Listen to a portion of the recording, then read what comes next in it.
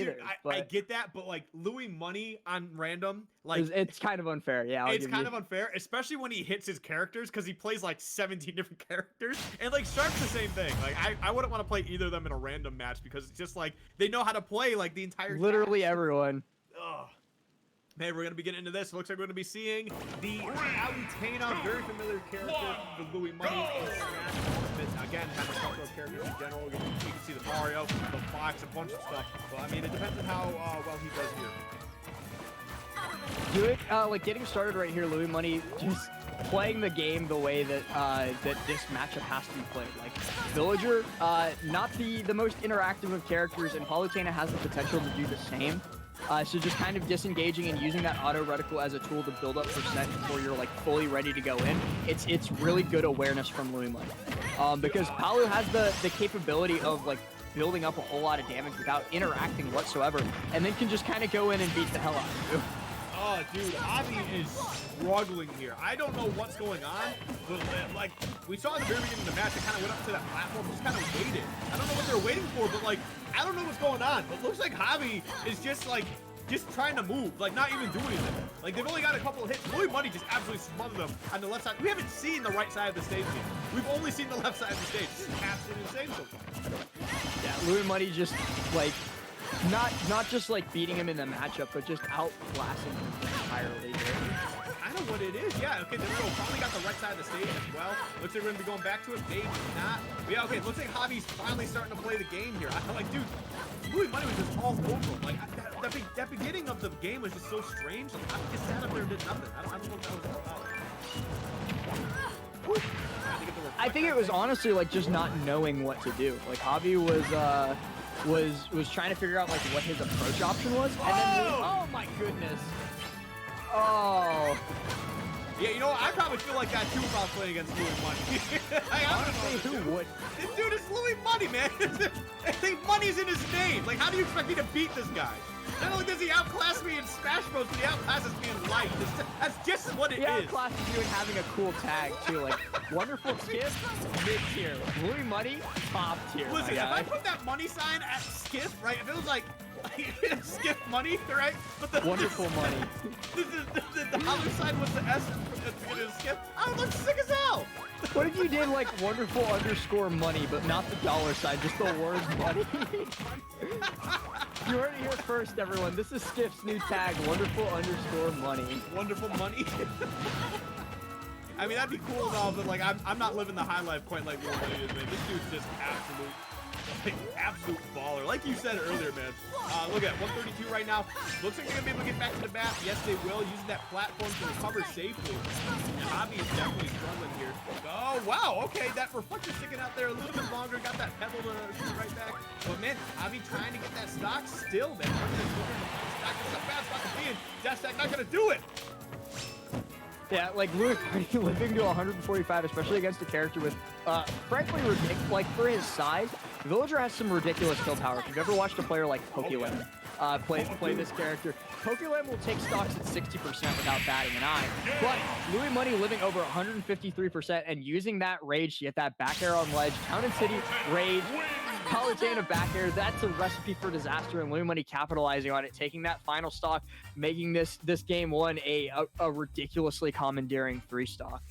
And it's kind of funny that you brought up Pokelam. Do you remember when we did, was it that crew battle? That crew battle where Pokelam took 13 stocks? Of course I remember that. Dude, that Bowser doesn't deserve it. He did. No, when Pokelam broke his shield, footstooled him, broke his shield again, and then F-smashed him. Oh, jeez, man. Pokelam is just an absolutely incredible villager. But we're not going to talk about that. We're going to get back into this game. And right now, man, the only thing I can talk about in this game is how dominant Louis Money is. That was insane. I'm pretty sure there's not even much to talk about. There's not even much to talk about there because Louis Money didn't even die. It was just all him the whole time. I'm pretty sure he did 3 times the damage that Javi put out. And that was like 150. Javi got straight hits, or not hits. Javi got straight hits like throughout the entire game. And yeah, over the course of 3 stocks, that'll add up. You got to 150% on Louis Money, but that's all it was. It was just straight hits. Nothing was actually capitalizing on like a kill confirm or anything of the like. So Javi ended up getting 3 stocks. Right. Yeah, dude. It was just that was a rough game one. Who knows if Javi's got like another character to play? I don't know if they're just like solely a villager main, and obviously if you play villager, you probably got like a backup Isabel, because I know that the matchups change depending on who you're playing sometimes. But yeah, man, we'll see what happens here. Just as of right now, this is definitely looking very tough.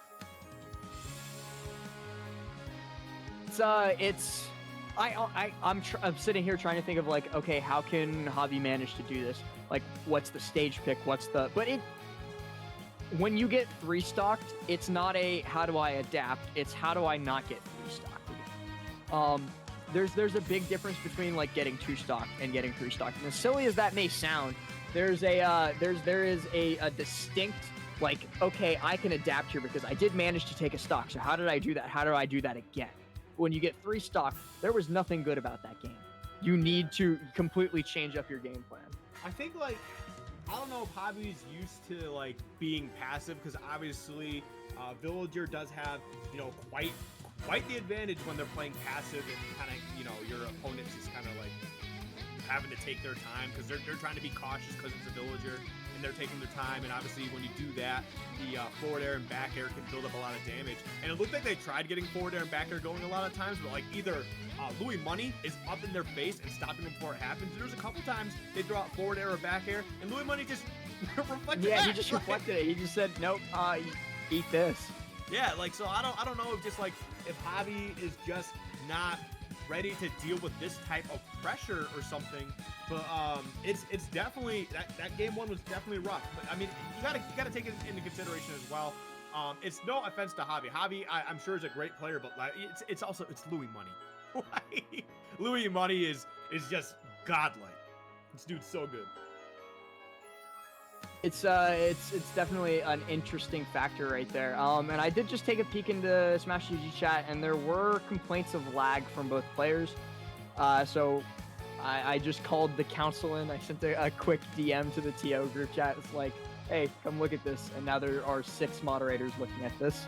So we'll see what the call is. We might end up not seeing game 2 or maybe even game 3 of this, and we might move on to our next set. But that does remain to be seen.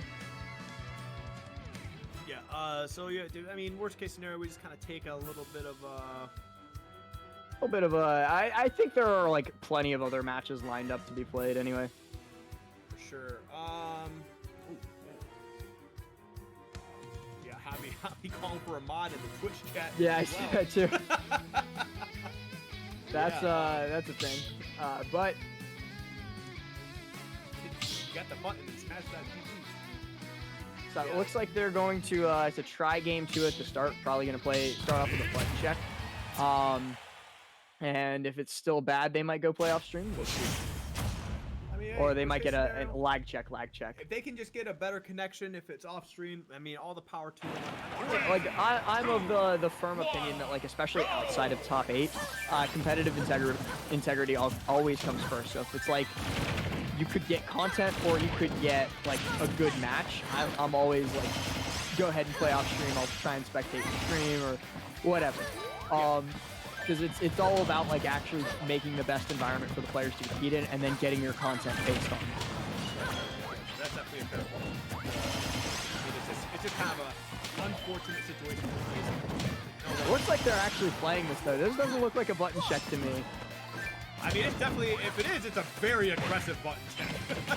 Yeah, Louis Money just going in, start this off 85%, trying to get that edge guard with the tree, but using Palu's teleport to its fullest extent to just kind of hop right on over that tree and ignore it completely. All right, yeah, it looks like Javi's definitely got a little bit of momentum behind him too. Definitely a little bit of fire. Like, they're putting on some damage. Already a third of the way to the amount of damage that they put on in game 1. Don't say that. That's mean. Hey, listen, I'm just calling how I see it. I'm just saying that it looks like the tempo's definitely changed. This game 2's looking a lot better. All right, that's all I'm trying to get at. Maybe I wasn't trying to be mean about it. Maybe the Uh-oh. Oh no. That's okay. No, we're back. I thought we were gonna get disconnected. Maybe that's a little bit of the lag that they were talking about. All right, but anyway, so yeah, we're gonna be continuing this game here. Wow, gonna be able to trade that forward air with the up smash instead. And yeah, dude, doing a great job so far. Louis Money able to take that first stock. This is definitely much more competitive than game one, and that's what I like to see. Looking for the I thought Louis Money was actually going to get that spike off stage. I was like the Lloyd Rocket. I was terrified there. Oh, yeah, that was actually funny.